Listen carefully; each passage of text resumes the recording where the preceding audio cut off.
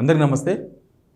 ఇప్పుడు Teenmar Mallanna, Teenmar Naveen Nalgonda, Warangal, Khammam graduate quota MLC ఎలక్షన్స్లో Congress party అభ్యర్థిగా పోటీ చేస్తున్నారు. ఆయన మీద తీవ్రమైన వ్యతిరేకత ఉన్నట్లుగా మనకు ఆయన వీడియోల కింద వస్తున్న కామెంట్స్ని చూస్తే అర్థమవుతుంది. ప్లస్ జనాల్లో కూడా ఆయన మీద ఒక రకమైన చర్చ జరుగుతుంది. ఆయన నయ్యమని రకరకాల చర్చలు జరుగుతున్నాయి. సరే అవన్నీ ఏమని ఉండొచ్చు, కానీ అంతకన్నా పెద్ద బ్రేకింగ్ న్యూస్ ఒకటి తెర మీదకి వచ్చింది. ఇది అమ్మకానికి క్యూ న్యూస్. తీన్మార్ మల్లన్న అమ్మకానికి క్యూ న్యూస్ గ్రూప్ మొత్తం, not only Q news group మొత్తం అమ్మడానికి పెట్టినట్ట.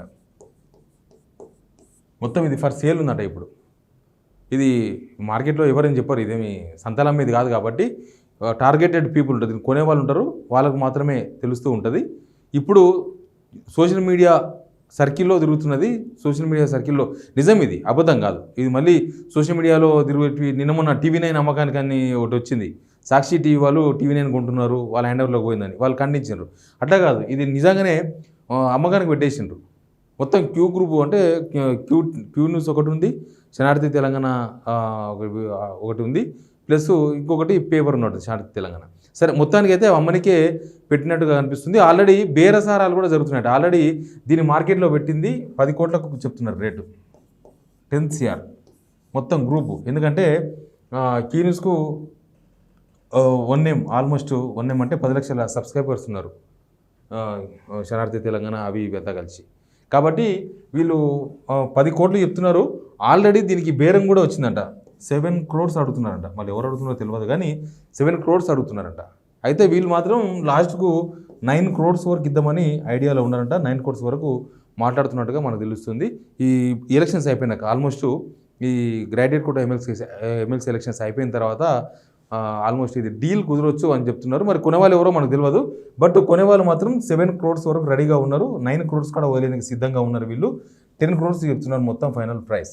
యాక్చువల్గా 1 million ఉన్నప్పుడు, మిలియన్ అంటే 10 లక్షలు, 10 లక్షల మంది సబ్స్క్రైబర్స్ ఉన్నప్పుడు ఒక్క సబ్స్క్రైబర్ 1.5 రూపాయన్నర. ఎప్పుడైనా సరే ఒక యూట్యూబ్ ఛానల్ సోషల్ మీడియాలో అమ్ముతున్నప్పుడు రూపాయన్నర పలుకుతుంది, రూపాయన్నర ఉంటుంది. ఒకవేళ 10 లక్షలు అనుకున్నా కూడా 15 లక్షలు, ఇది 15 లక్షల రూపాయలు. ఇక దీనికి గుడ్ విల్ ఉంటుంది. మరి అంత ఛానల్ దాదాపు 4 సంవత్సరాలు బాగా వ్యూవర్షిప్ బాగా వచ్చింది. దానికి వ్యూవర్షిప్ కేసీఆర్ను తిట్టడం, కేసీఆర్ కుటుంబాన్ని టార్గెట్ చేయడం, ప్రభుత్వంలోని జరగపోయినా కావాలని టార్గెట్ చేసి చెప్పడం, ఇట్లాంటివన్నీ చాలా జరిగినాయి కదా.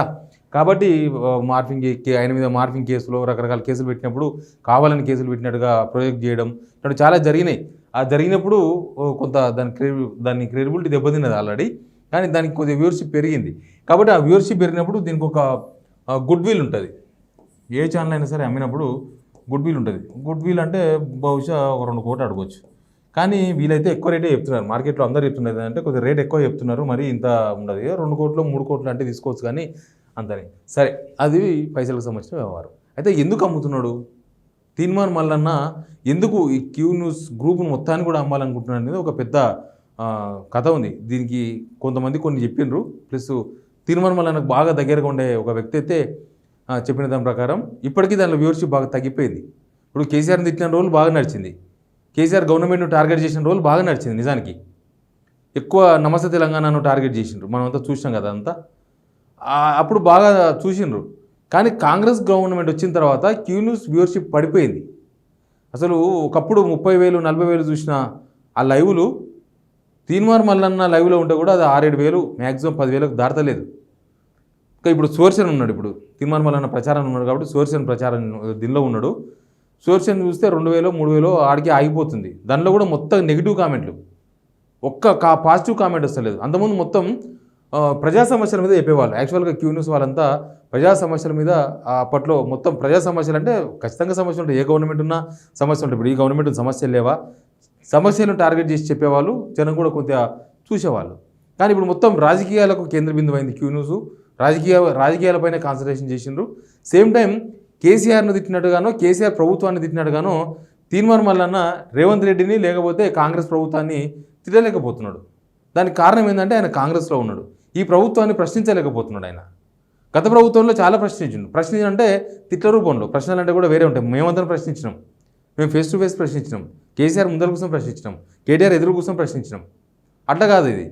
ఇక తిట్కమే అదే ప్రశ్న ఆయనది. అందుకే తిట్ల గొంతు అని ఇంతకుముందు వీడియోలో చెప్పినా నేను. అది ప్రశ్నించే గొంతు కాదు, తిట్ల గొంతు అని. సరే ఏదో విధంగా ఆ తిట్లు తిట్టి అప్పట్లో బాగా తిట్టిండు. ఇప్పుడు ఆ తిట్లు ఏం తిట్టలేకపోతున్నాడు. ఇంకా ఎన్ని రోజులు తిడతారు కేసీఆర్ కుటుంబాన్నో, ఎవరినో ఎన్ని రోజులు తిడతారు? గవర్నమెంట్ పోయింది వాళ్ళది, వాళ్ళు ఇప్పుడు ప్రతిపక్షంలో ఉన్నారు. వాళ్ళ తప్పులు దొరికినప్పుడు మళ్ళీ తిడతాడేమో. ప్రశ్నించడం ఎంతోనో కాదు. అయితే ఇప్పుడు ప్రశ్నించలేని సిచ్యువేషన్లో ఉన్నాడు తీర్మాన్ మల్లన్న. రేవంత్ సర్కార్ను, కాంగ్రెస్ ప్రభుత్వాన్ని, రేవంత్ రెడ్డిని ఎవరిని కూడా ప్రశ్నించలేడు. మనం చూసాం, చాలా కాంట్రాక్ట్ అయిపోయింది. అంతకుముందు మద్యం అమ్మకాల విరుద్ధనేమో కేసీఆర్ తెలంగాణను తాగుబోతు తెలంగాణ చేసిన అనగలిగిండు. ఇప్పుడు రేవంత్ రెడ్డి ముఖ్యమంత్రి అయిన తర్వాత మొన్ననే రీసెంట్గానే కదా, December 31 నాడు నైట్ జరిగిన, లేకపోతే తర్వాత ఈ ఎండాకాలంలో సేల్స్ పెరిగినాయని వార్తలు వస్తే అదేదో దూప తీసుకొని తాగింటారని ఆయననే కాంట్రాక్ట్ చేసుకున్నాడు. ఒక మనిషి ఒక మాట మీద ఉండడు అని చెప్పడానికి ఇట్లాంటివి చాలా ఉదాహరణలు ఉన్నాయి. అట్లాంటివి. అంతకుముందు చెప్పినట్లుగా చెప్పలేకపోతుండు. ఎందుకంటే అంతే, అది ప్రశ్నించలేకపోతుండు. ఈ గవర్నమెంట్ని ఆయన ప్రశ్నించలేకపోతుంది. కాబట్టి వ్యూవర్షిప్ కూడా మొత్తం పడిపోయింది. వ్యూవర్షిప్ లేదు దానికి ఇప్పుడు. ప్లస్ ఆయన మీద కూడా జనంలో కొంత తెలిసిపోయింది. తీర్మాన్ మల్లన్న ఏంటి, ఇంతకుముందు తిట్టిన వాళ్ళతో ఏం సెటిల్మెంట్ చేసుకున్నాడు, లేదా తిట్టిన వాళ్ళతో ఏదో తీసుకున్నాడు, ఇట్లాంటి చర్చలు బాగా అయిపోయినాయి. ఒక ఎమ్మెల్యేని టార్గెట్ చేయడం, ఎమ్మెల్యేని తిట్టడం, తర్వాత ఎమ్మెల్యేతో మాట్లాడుకోవడం, ఇవన్నీ జరిగినాయి అనేది అనుమానాలు ఉన్నాయి. దానికి తగ్గట్టుగానే ఆయన వ్యవహార శైలి కూడా ఉంది. ఆయన దగ్గర పనిచేసిన చాలామంది టీం బయటకు వచ్చిన వాళ్ళందరూ చాలాసార్లు చెప్పినారు, ఎవరు నమ్మలేదు. కానీ ఇప్పుడు అది నిజమని ఆయన్నే ప్రూవ్ చేసుకున్నాడు. కాబట్టి ఆయన వాల్యూ కూడా పడిపోయింది, ఆయన విలువ కూడా పడిపోయింది. అందుకే క్యూన్యూస్ వ్యూవర్షిప్ పడిపోయింది. ఇంకా నెక్స్ట్ రేపు ఎమ్మెల్సీ ఎలక్షన్స్లో ఓడిపోయిన తర్వాత, ఎమ్మెల్సీ ఎలక్షన్స్లో గెలిచినా ఓడిపోయినా ఇక ఆయన పర్ఫెక్ట్గా రాజకీయాల్లో ఉందామని అనుకుంటున్నాడట. ఇంకా రాజకీయాలనే ఉండాలి. ఇక ఇప్పుడు మళ్ళీ ఈ క్యూన్యూస్లో మళ్ళీ వార్తలు చదివి మళ్ళీ వ్యూవర్షిప్ పెంచి ఇదంతా అయ్యే పని కాదు. ప్లస్ ఆయన పోయి ఎవరిని తిట్టాలి? ఇప్పుడు ఆయన క్యూన్యూస్కి వస్తాడు, రేపు ఓడిపోయినాక క్యూన్యూస్కి వస్తాడు. ఎవరిని తిట్టాలి? మళ్ళీ ఆయన ఉండేదే కాంగ్రెస్ గవర్నమెంట్. ఇంకా ఆయనకు మళ్ళీ వేరే ఆప్షన్ కూడా ఏం లేదు. బీఆర్ఎస్లోకి పోలేడు, బీజేపీలోకి రానియరు. బీఆర్ఎస్లో రానియరు అనుకోండి, బీజేపీ రానియరు. బీజేపీ వాళ్ళు మోసం చేసిన ఫీలింగ్లో ఉన్నారు. ఈయన మోసం చేసిండు, అవసరానికి కేసులు ఇచ్చినప్పుడు తప్పించుకోనికే బీజేపీలోకి వచ్చిండు. తర్వాత బీజేపీనే తిట్టుడు స్టార్ట్ చేసిండు. నిన్న మనం చూసినాం, తిట్టుడే. అది తిట్ల న్యూస్, క్యూ న్యూస్ కాదు. అందరూ అంటుంటారు, అట్లా సెటైర్లు వేస్తుంటారు. అట్లా బీజేపీని కూడా తిట్టిండు. కాబట్టి బీజేపీ వాళ్ళు దగ్గర కూడా రానియరు ఇప్పుడున్న సిచ్యువేషన్లో. ఇంకా ఆయన మిగిలింది కాంగ్రెస్ ఒక్కటే. క్యూ న్యూస్లో బతకలేడు, వేరే పార్టీలో రానియరు. నెక్స్ట్ కాంగ్రెస్లో ఉండడం తప్ప ఆయనకు వేరే మార్గం లేదు.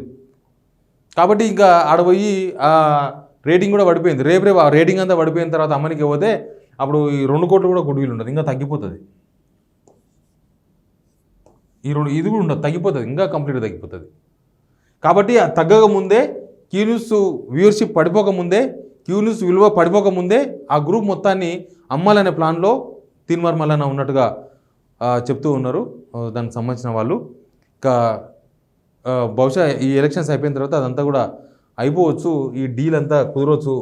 బహుశా ఇప్పుడు ఎవరైతే 7 crores అడుగుతున్నారో వాళ్ళతోనే డీల్ కుదరవచ్చు అని చెప్తూ ఉన్నారు. ఈ తీసుకున్న వాళ్ళు ఏం చేస్తారో తెలియదు. తీసుకున్న వాళ్ళు ఆ ఛానల్ తిట్ల ఛానల్, ఎవరైనా తిడితే తప్ప నడవదు. మళ్ళీ తీర్మాన్ మల్లన్న పోయి ఇప్పటికే నా ఛానల్ కాదంటున్నా, ఆయనదే ఛానల్, అది దానికి డౌట్ ఏం లేదు, అది అబద్ధమే. తీర్మాన్ మల్లన్నదే క్యూ న్యూస్ గ్రూప్ మొత్తం కూడా. ఇప్పుడు బేరసారాలు చేస్తున్నది కూడా వీళ్ళ మనిషే, ఈయనతోనే మాట్లాడుతుంటారు, ఇట్లా అంటుంటారు ఏందని. ఎనీవే, మొత్తానికి అయితే క్యూ న్యూస్ గ్రూప్ మొత్తానికి అమ్మకానికి పెట్టినరు. ఈ ఎలక్షన్స్ తర్వాత ఇంకా ఆయన ప్రశ్నించలేని స్థితిలో ఉన్నాడు కాబట్టి అమ్మకానికి పెట్టుకున్నాడు. ఆయన అక్కడికి వచ్చి ఎవరిని ప్రశ్నించాలో కూడా తెలియదు ఆయనకి. ఆయన ఇంకా నెక్స్ట్ రేపు గెలిచే అవకాశాలు లేవంటున్నారు చాలామంది. ఓడిపోయినా కూడా ఆయన వచ్చి మళ్ళీ ప్రశ్నించే అవకాశాలు లేవు. రేవంత్ సర్కార్ను ప్రశ్నించలేడు కాబట్టి ఆయన మొత్తానికి దాన్ని అమ్ముకొని ఉన్నప్పుడే, మార్కెట్లో విలువ ఉన్నప్పుడే, మార్కెట్లో వాల్యూ ఉన్నప్పుడే దాన్ని సేల్ చేసుకొని క్యాష్ చేసుకోవాలన్న ఆలోచనలో ఆయన ఉన్నట్టుగా చెప్తున్నారు. అందుకే దాన్ని అమ్మకానికి పెట్టినట్టు కూడా చెప్తున్నారు. Please subscribe signal TV.